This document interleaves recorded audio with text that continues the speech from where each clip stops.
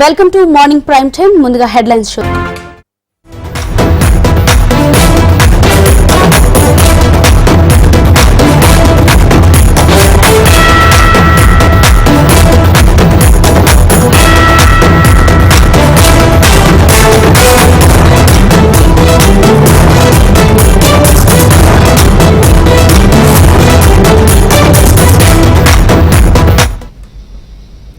ఏపీలో ఎన్నికల వాతావరణంతో పొలిటికల్ పార్టీలన్నీ ప్రచారాలను స్పీడప్ చేశాయి.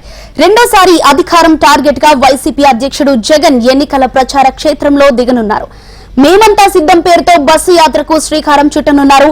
వైఎస్ఆర్ కడప జిల్లా ఇడుపులపాయ నుంచి ప్రచార పర్వాన్ని ప్రారంభిస్తారు. ఈ యాత్ర ఇచ్చాపురం వరకు దాదాపు 21 రోజుల పాటు కొనసాగనుంది.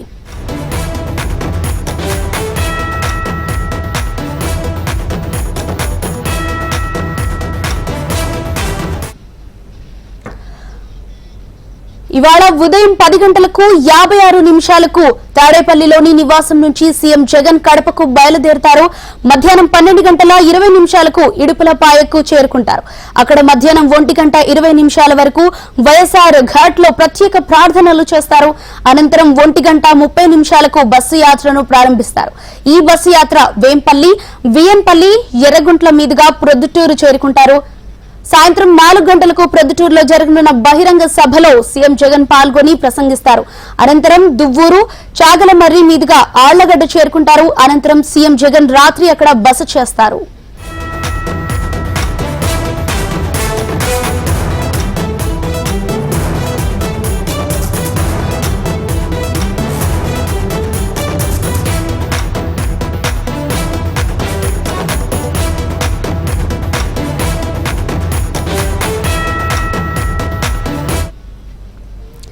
ఎన్నికల కోసం పార్టీ శ్రేణులను రెడీ చేయడానికి సిద్ధం సభలు నిర్వహించిన విశాఖ, ఏలూరు, అనంతపురం, బాపట్ల జిల్లాలు మినహా మిగతా జిల్లాల్లో మేమంతా సిద్ధం బస్సు యాత్ర జరగనుంది.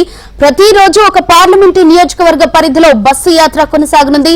బస్సు యాత్రలో భాగంగా సీఎం జగన్ వివిధ వర్గాల ప్రజలతో సమావేశమవుతారు.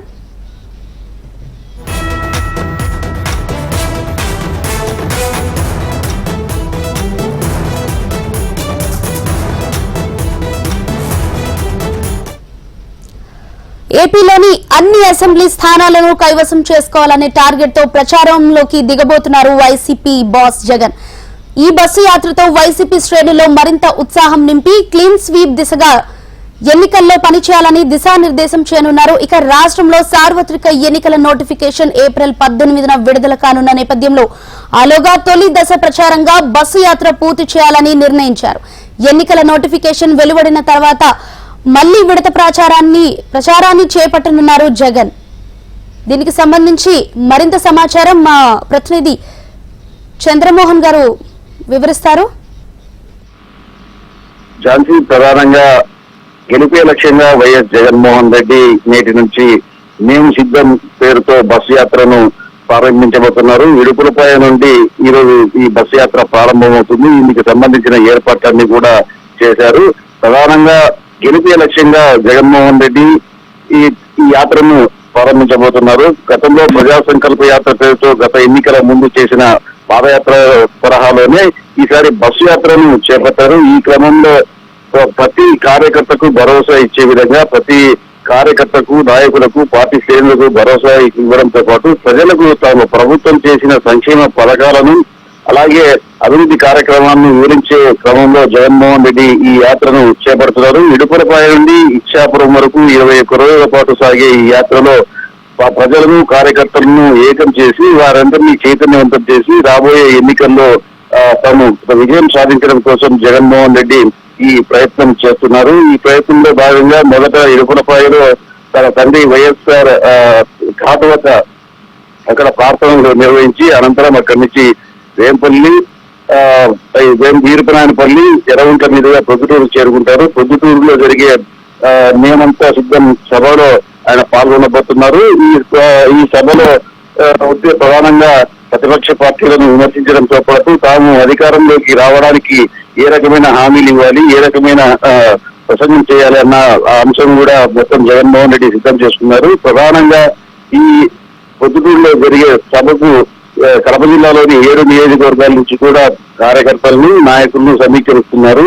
ఈ క్రమంలోనే అన్ని నియోజకవర్గాలకు సంబంధించిన నాయకులంతా కూడా తలమునకలై ఉన్నారు. ఈరోజు మధ్యాహ్నం 1 గంట సమయంలో జగన్మోహన్ రెడ్డి ఇడుపులపైకి చేరుకుంటారు. 1 గంట నుంచి సాయంకాలం 4:30 సమయానికి ప్రొద్దుకు చేరుకుంటారు. అక్కడి నుంచి కర్నూలు జిల్లాలోని ఆర్లగడ్డకు చేరుకుంటారు. ఆర్లగడ్డలో రాత్రికి బస చేసే పరిస్థితి ఉంది. ఇందుకు సంబంధించిన ఏర్పాట్లన్నీ చేశారు. అలాగే పోలీసులు కూడా భారీగా బందోబస్తు చర్యలు ఏర్పాటు చేశారు. ఝాన్సీ. Thank you Chandramohan.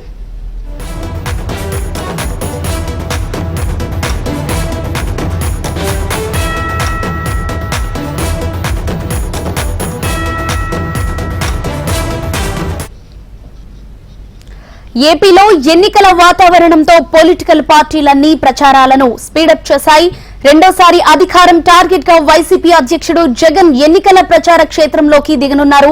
మేమంతా సిద్ధం పేరుతో బస్సు యాత్రకు శ్రీకారం చుట్టనున్నారు. వైఎస్ఆర్ కడప జిల్లా ఇడుపులపాయ నుంచి ప్రచార పర్వాన్ని ప్రారంభిస్తారు.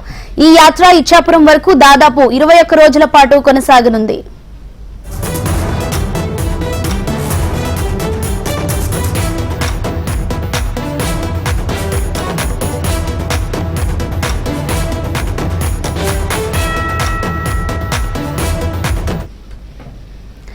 ఏపీలో ఎన్నికల వాతావరణంతో పొలిటికల్ పార్టీలన్నీ ప్రచారాలను స్పీడప్ చేశాయి. రెండోసారి అధికారం టార్గెట్ గా వైసీపీ అధ్యక్షుడు జగన్ ఎన్నికల ప్రచార క్షేత్రంలోకి దిగనున్నారు.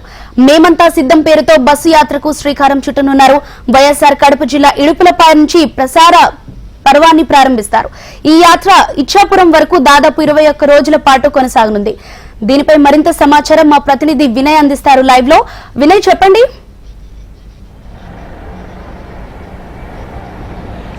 మేమంతా సిద్ధం పేరుతో ముఖ్యమంత్రి జగన్మోహన్ రెడ్డి ఈ రోజు నుంచి బస్సు యాత్ర ప్రారంభించబోతా ఉన్నారు. మరి కాసేపట్లో తాడేపల్లి నివాసం నుంచి ఆయన బయలుదేరి ఇడుపులపైకి చేరుకోబోతా ఉన్నారు. ఇడుపులపాయ వైఎస్ఆర్ ఘాట్ వద్ద నివాళులు అర్పించిన అనంతరం బస్సు యాత్ర ప్రారంభం కాబోతా ఉంది.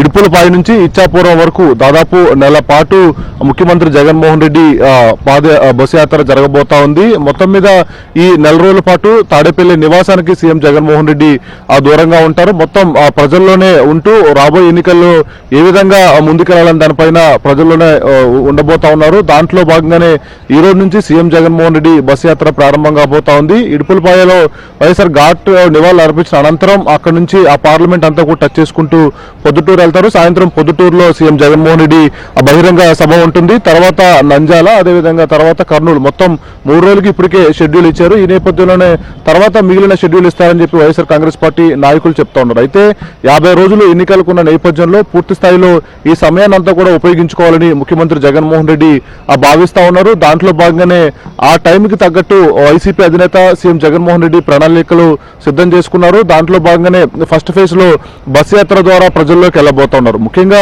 మరొకసారి అధికారమే లక్ష్యంగా సీఎం జగన్మోహన్ రెడ్డి ఆ బస్సు యాత్ర చేపట్టబోతా ఉన్నారు. దాంట్లో భాగంగానే ఈ 5 ఏళ్లలో వైఎస్ఆర్ కాంగ్రెస్ పార్టీ ఆ పాలనలో ఎటువంటి సంస్కరణలు తీసుకొచ్చారు, ఎటువంటి మంచి జరిగిందన్న దాంట్లో ఈ బస్సు యాత్ర ద్వారా ప్రజలకు ముఖ్యమంత్రి జగన్మోహన్ రెడ్డి వివరించబోతా ఉన్నారు. ముఖ్యంగా ఈ 58 నెలల పాలనలో వైఎస్ఆర్ కాంగ్రెస్ పార్టీ ఎటువంటి సంస్కరణలు తీసుకొచ్చింది, గ్రామ వార్డు సచివాలయం వ్యవస్థ ద్వారా ప్రజలకు ఎటువంటి పాలన అందించింది, వాలంటరీ సేవలు ఏ విధంగా ఉన్నాయి, ఎన్ని అంశాలపైన కూడా సీఎం జగన్మోహన్ రెడ్డి ప్రజలకు వివరించబోతా ఉన్నారు. ముఖ్యంగా గత పార్టీలకి వైఎస్ఆర్ కాంగ్రెస్ పార్టీకి చాలా తేడా ఉందని సీఎం జగన్మోహన్ రెడ్డి పదే ప్రతి బహిరంగ సభలో చెప్తా ఉన్నారు. ఇప్పుడు కూడా అదే మాటలను సీఎం జగన్మోహన్ రెడ్డి చెప్పబోతారని కూడా పార్టీ నాయకులు చెప్తా ఉన్నారు. గతంలో చంద్రబాబు 40 సంవత్సరాలు రాజకీయాల్లో ఉన్నారు, 3 సార్లు ముఖ్యమంత్రిగా ఉన్నారు. కానీ తన టైం పీరియడ్ కి నా టైం పీరియడ్ కి చూడండి 5 సంవత్సరాల్లోనే చాలా మంచి కార్యక్రమాలు చేశారని సీఎం జగన్మోహన్ రెడ్డి చెప్తా ఉన్నారు. ఈ నేపథ్యంలోనే ఎన్ని అంశాలపైన కూడా ప్రజలకు సీఎం జగన్మోహన్ రెడ్డి వివరించబోతా ఉన్నారు. ముఖ్యంగా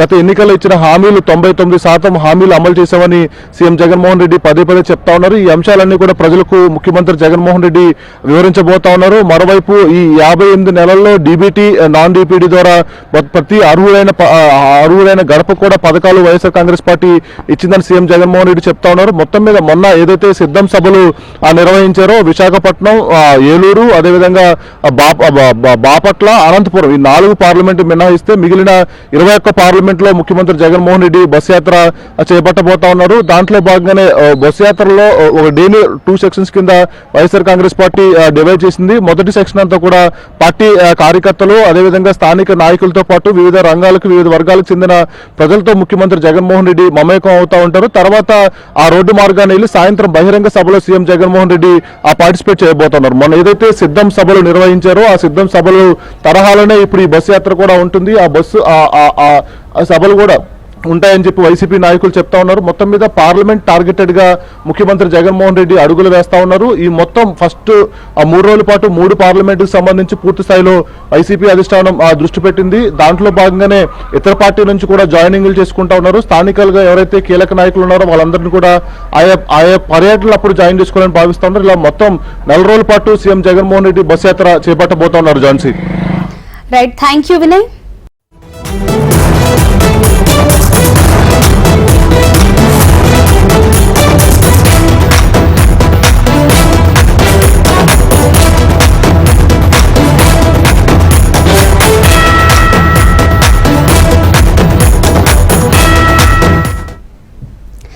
ఏపీలో ఎన్నికల సందడి స్టార్ట్ అవడంతో అధికార ప్రతిపక్షాలు ప్రచారాలను ముమ్మరం చేశాయి.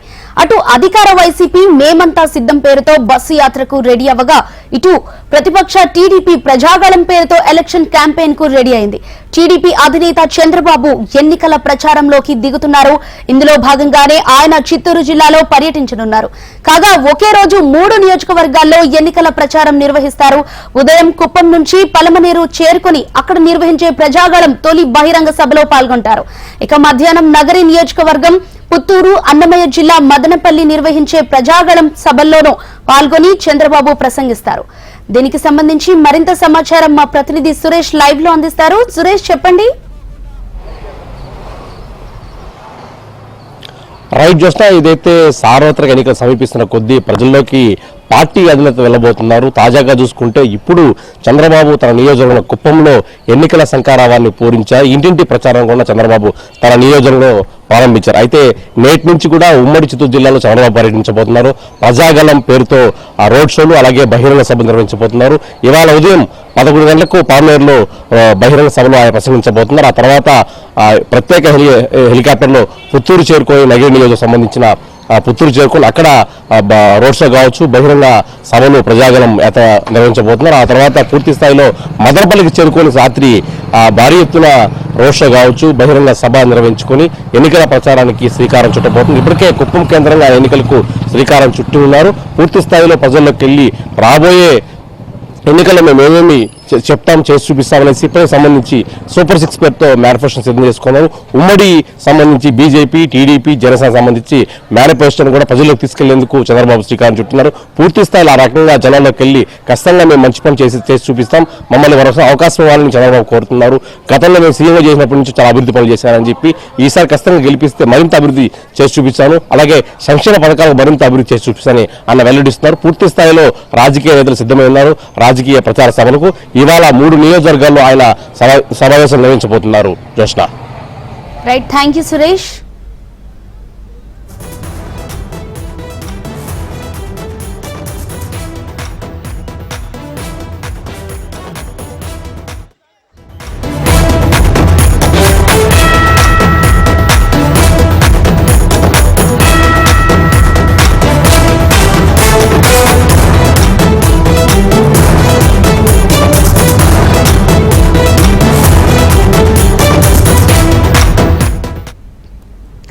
నేడు కాంగ్రెస్ కేంద్ర ఎన్నికల కమిటీ సమావేశం జరగనుంది. సాయంత్రం 4 గంటలకు ఆ పార్టీ చీఫ్ ఖర్గే అధ్యక్షతన ఈ భేటీ జరగనుంది.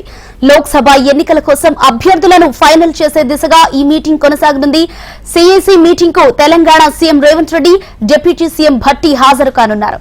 ఇక తెలంగాణలో పెండింగ్ లో ఉన్న లోక్సభ స్థానాలకు అభ్యర్థులను ఫైనల్ చేయనుంది కాంగ్రెస్ అధిష్టానం. అభ్యర్థుల ఎంపికకు సంబంధించి ఇప్పటికే రాష్ట్ర నేతలు పార్లమెంటు పరిధిలోని ఎమ్మెల్యేల అభిప్రాయాలను స్వీకరించింది ఏఐసీ. ప్రజల్లో బలం, కుల సమీకరణాలు, పార్టీకి చేసిన సేవ ఆధారంగా అభ్యర్థుల పేర్లను ఆయా నియోజకవర్గాల్లోని నేతలు సిఫారసు చేశారు. అటు వివిధ సర్వేల రిపోర్టులు, పార్టీ విధేయంగా ఆధారంగా అభ్యర్థులపై ఇప్పటికే ఓ అభిప్రాయానికి వచ్చింది ఆ పార్టీ అధిష్టానం. మరోవైపు ఢిల్లీలో కాంగ్రెస్ మీటింగ్ తో తెలంగాణలోని ఆశావహుల్లో టెన్షన్ మొదలైంది. హాట్ సీట్లుగా మారిన కొన్ని స్థానాలపై నేతల మధ్య పోటీ ఉండబోతున్నట్లు ప్రచారం జరుగుతోంది. అటు భువనగిరి పార్లమెంటు సీటుపై ఉత్కంఠ నెలకొంది. ఇటు హైదరాబాద్, మెదక్, ఆదిలాబాద్, ఖమ్మం, వరంగల్ స్థానాల్లో ఒకరిద్దరు పేర్లను పరిగణలోనికి తీసుకుని గెలుపు అవకాశాలు ఉన్న అభ్యర్థులనే ఫైనల్ చేసే ఛాన్సెస్ ఉన్నాయి.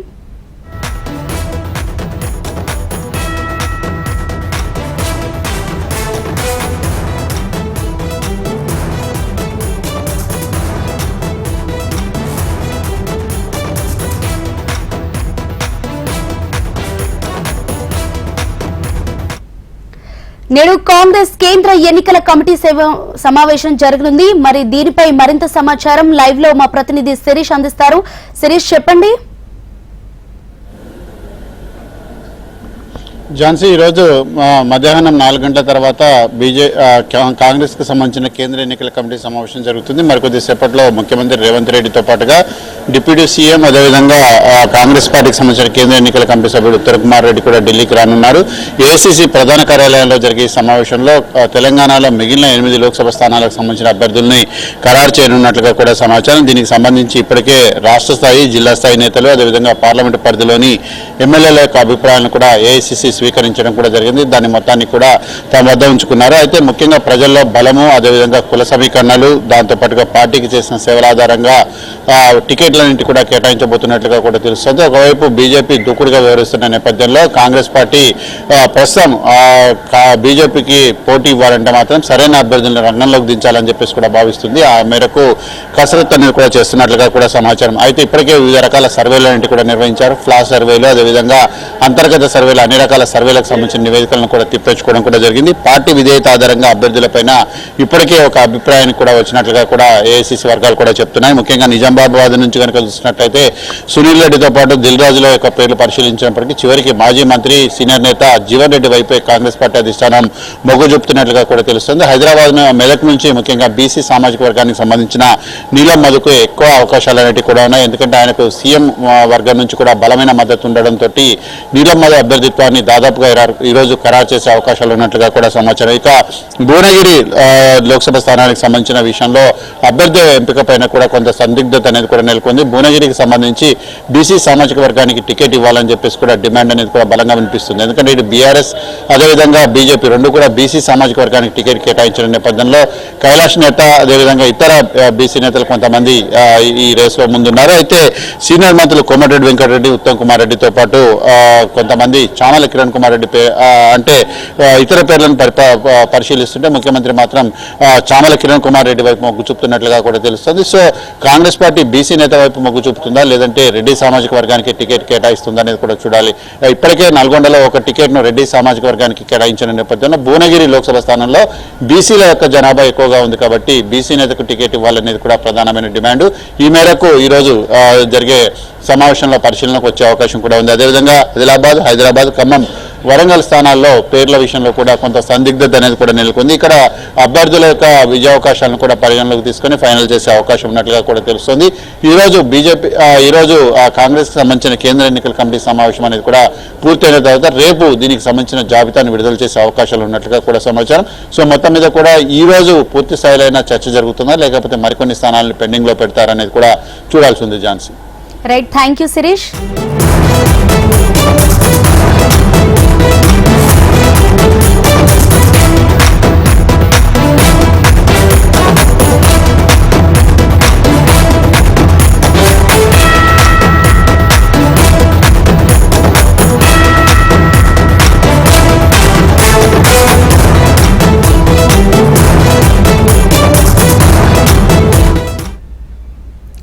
నాంపల్లి కోర్టులో ఇవాళ ఫోన్ ట్యాపింగ్ కేసుపై విచారణ జరగనుంది. ఈ కేసులో ఆరోపణలు ఎదుర్కొంటున్న భుజంగరావు, తిరుపతన్న, ప్రణీత్ రావును 5 రోజుల కస్టడీకి ఇవ్వాలని పోలీసులు కోరటంతో కౌంటర్ దాఖలు చేయాలని కోర్టు ఆదేశించింది. ఈ నేపథ్యంలో నిందితుల తరపు లాయర్లు ఇవాళ నాంపల్లి కోర్టులో కౌంటర్ దాఖలు చేయనున్నారు. ఇరు పక్షాల వాదనలు విన్న తర్వాత కస్టడీపై కోర్టు తీర్పు వెలువరచనుంది. దీనిపై మరింత సమాచారం మా ప్రతినిధి హైదరాబాద్ బ్యూరో రమణ అందిస్తారు. రమణ, చెప్పండి. ఝాన్సీ, అంటే మొత్తం కేసు అయితే చూస్తున్నాం, చాలా కీలక దశలో ఉంది. ఈ టైంలో ఎవరైతే అరెస్ట్ అయ్యారో భుజంగరావుతో పాటు తిరుపతిన్న ఆల్రెడీ కస్టడీని ఎదుర్కొన్నటువంటి ప్రదీప్ రావు, దీనికి సంబంధించి మరో 5 రోజుల పాటు వీటిని విచారించాల్సిన అవసరం ఉన్నటువంటి అభిప్రాయాన్ని పోలీసులు వ్యక్తం చేస్తున్నారు. ఎందుకంటే ఇంకా కేసులో చాలా మంది ప్రమేయం ఉంది. ఆ తర్వాత వీరు ప్రైవేట్ కు సంబంధించిన కొన్ని కార్యకలాపాలు చేశారు, చాలా పెద్ద మొత్తంలో ఆస్తులు కూడా పెట్టుకున్నటువంటి ఆరోపణలు వస్తున్న నేపథ్యంలో వాటికి సంబంధించి కూడా వివరాలు రాబట్టాల్సి ఉంది.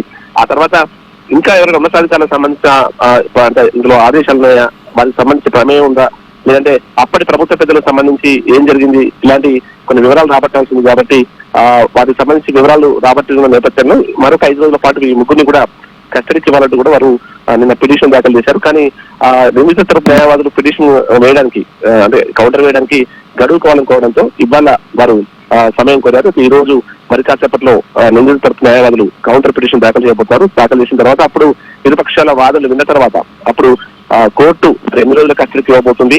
కస్టడీకి అంగీకరిస్తున్న మాత్రం చూడాల్సి ఉంటుంది. ఏదేమైనా కేసు అయితే సంచలనంగా మారుతుంది. వచ్చే రోజుల్లో మరికొంతమందికి నోటీసులు ఇవ్వడానికైతే పోలీసులు రంగం సిద్ధం చేస్తున్నారు. అంటే దర్యాప్తులో ఇంకా కీలక విషయాలు రాబట్టాల్సిన అవసరం ఉన్న నేపథ్యంలో ఈ ముగ్గురికి సంబంధించిన కస్టడీ అనేది చాలా కీలకంగా మారబోతుంది. మరిన్ని వివరాలు రాబట్టేందుకు తమకు ఆస్కారం ఉంటుందనే వాదన అయితే పోలీసులు చేస్తున్నారు. Right, thank you Ramana.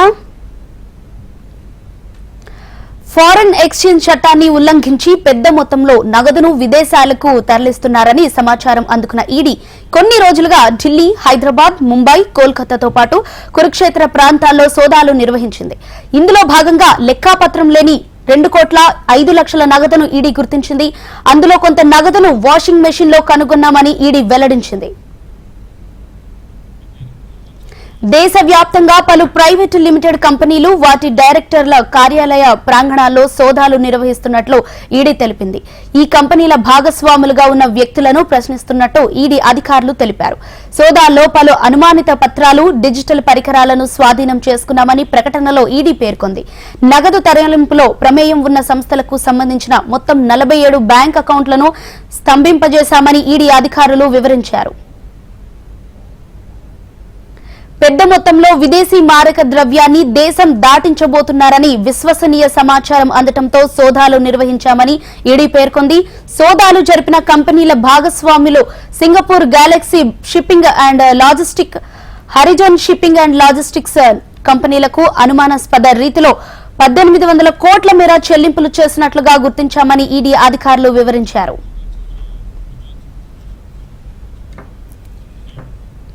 Tirumala శ్రీవారిని సినీ నటుడు రామ్ చరణ్ దంపతులు దర్శించుకున్నారు. తన పుట్టినరోజు సందర్భంగా రామ్ చరణ్ తన కూతురు క్లింకారా, భార్య ఉపాసన మరికొందరు కుటుంబ సభ్యులతో కలిసి సుప్రభాత సేవలో పాల్గొని స్వామివారికి మొక్కులు చెల్లించుకున్నారు. రంగనాయకుల మండపంలో రామ్ చరణ్ దంపతులకు పండితులు వేదాస్మరణ చేయగా అధికారులు తీర్థ ప్రసాదాలను అందజేశారు. దర్శనానంతరం ఆలయం వెలుపలకు వచ్చిన రామ్ చరణ్ ను చూసేందుకు భక్తులు ఆసక్తి చూపారు.